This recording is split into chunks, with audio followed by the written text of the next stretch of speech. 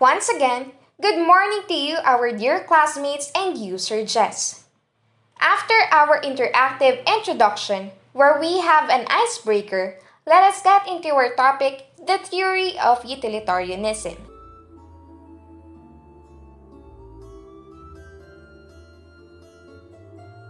Here's the lineup for today's presentation. We will define utilitarianism and its relationship to the trolley dilemma you encountered during the icebreaker exercise. Then, we will go over the history of utilitarianism, mentioning two renowned philosophers, specifically Jeremy Bentham and John Stuart Mill, who made substantial contribution to the theory of utilitarianism. And finally, a concise summary of our topic. Utilitarianism. Utilitarianism is an ethical theory that states that the goodness of pleasure and the determination of correct behavior is based on the usefulness of its consequences. Below, we can see 3 points of utilitarianism.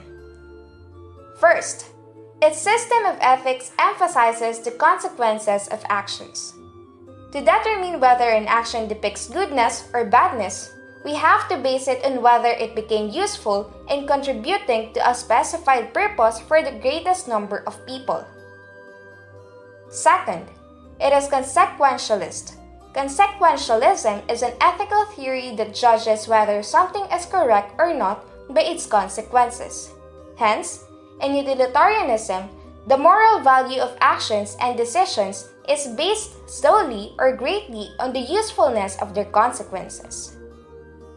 Lastly, the utilitarian values pleasure and happiness. The third point states that the usefulness of actions is based on the promotion of happiness or the experience of pleasure for the greatest number of persons, even at the expense of some individual rights. One example of the theory of utilitarianism is the Oplan Tukhang during the early part of the administration of our former President Rodrigo Duterte. According to the Philippine Daily Inquirer, Oplan Tukhang is an anti-drug campaign in which officers would visit the homes of people suspected of being involved in the drug trade. However, the said campaign was later criticized for its bloody implementation due to the brutal killings carried out by police allegedly without regard for the rights of the suspects, who were dubbed as nanlaban or those who fought back to resist police arrest. We can consider such utilitarianism because we argue that doing so results in improved public safety, which leads to greater happiness for everyone, even if some individual rights are sacrificed. Now, the trolley dilemma, which you observed during the icebreaker exercise. The question in this situation is deciding whether to pull the lever in your trolley to shift to the second track, killing one person, or staying on the first track, letting the 5 perish. In connection with the theory of utilitarianism, utilitarians would favor whatever option in which the greater number of lives would be saved, because for them, the moral value of an action is not based on its intrinsic nature, but rather on its consequences. Thus, they would choose to kill one person to save 5 lives. To better grasp what this theory is about, let us go back in time and meet two prominent philosophers who have offered their ideas on utilitarianism. Who is he? He was born on February 15, 1748 in London, England and died on June 6, 1832. He was the teacher of James Mill, the father of John Stuart Mill. He was an intellectual inheritor of David Hume. He first wrote The Greatest Happiness Principle of Ethics and was known for a system penal management called Panopticon. Jeremy Bentham's An Introduction to the Principles of Morals and Legislation, 1789. Nature has placed mankind under governance of two sovereign masters, pain and pleasure. It is for them alone to point out what we ought to do, as well as determine what we shall do. Utilitarianism by Jeremy Bentham. He produces the principle, which is principle of utility, also known as act of utilitarianism. As a matter of fact, he produces a book or written a book named or titled An Introduction to the Principles of Morals and Legislation. And in this written book, it states that we have two sovereign masters, the pleasure and the pain. These words, pleasure and pain, will help us determine if our actions are good or our actions are bad. Our actions will be guided by the avoidance of pain and our desire of pleasure, because according to his idea, pleasure equals right and pain equals wrong. And for us to understand it deeply, he shared his idea and incorporated the law and social of hedonism and philosophic calculus. Hedonism came from the ancient Greek word pleasure. There are two types: physiological or motivational hedonism, claims that only pleasure or pain motivates us. The other one is ethical and or evaluative hedonism, claims that only pleasure has worth or value and the pain or displeasure has this value. In other words, social hedonism is good, what produces the greatest amount of happiness for greatest number of people, including oneself, even if it causes unhappiness to oneself.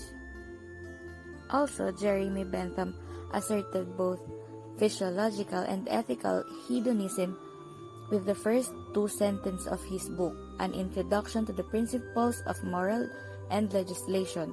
Nature has placed mankind under governance of two sovereign masters, which I have said, the pain and the pleasure. It is for them alone to point out what we are doing, as well to determine what we shall do. Debate about hedonism was a feature too of many centuries before Bentham, and this also continued after him.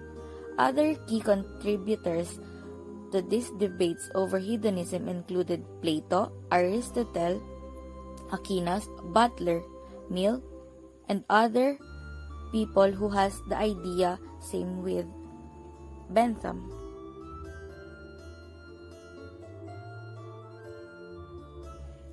In his idea on law and social hedonism, it claims that our government should not create a law that protects our traditions, customs, and right, and our government should be based on the happiness principles. Because, according to Bentham, if our laws are based on it, we can say that his both ideas are empirical, or how much pain or pleasure is caused by the act of policy, and democratic, which individual's happiness is important as anyone's. And if we're gonna talk about his idea of calculus, he states that it is a common currency framework, and this calculates how much pleasure it produces. And it incorporated with our actions, pleasure may be evaluated based on the intensity or strength of the pleasure it produces. For example, the duration, certainly and uncertainty of the pleasure, propinquity or remoteness, purity and extent. In simple words, philosophic calculus states that we can evaluate our actions using this scale regardless of preferences and values, so that pain and pleasure is the only quantitative and it will never be a qualitative. Create all the happiness you are able to create. Remove all the misery you are able to remove. Jeremy Bentham. John Stuart Mill. Sino nga ba si John Stuart Mill? He was born on May 20, 1806 in Pentonville, London, United Kingdom, and died on May 8, 1873 in Avignon, France due to erysipelas. Erysipelas is a type of skin infection. He studies Greek at the age of 3 and Latin at the age of 8. Then he wrote a history of Roman law at the age of 11. And after that, he was married to Harriet Taylor after 21 years of friendship. His idea was said to be a more sophisticated form of utilitarianism. Hindi siya nagsang-ayon sa single scale of pleasure ni Bentham kasi para sa kanya mas importante ang quality ng pleasure, not like kay Bentham na mas concerned ay ang quantity ng pleasure. Principle of greatest number, also known as role utilitarianism. Principle of greatest number is concerned with quality of pleasure and quantity of people who enjoy it. Binabalyo niya yung happiness, which is the pleasure and the absence of pain. Second, Mill thinks that there are higher intellectuals or higher pleasures and lower base pleasures or lower pleasures. Sa higher intellectuals or higher pleasures, intellectuality, creativity, and spirituality, so yung higher pleasures ay mas pinapagana dito, like yung mental activities. Sa lower pleasure naman, yung eating, drinking, sexuality are examples. Principle of greatest number states that utilitarianism cannot lead to selfish acts. Justice and moral rights. Rights are morally or socially correct and acceptable. Thus, if we say that someone's action is his right, he has a valid claim on society to protect him in the possession of it. Examples of it are right to due process and right to free speech or religion.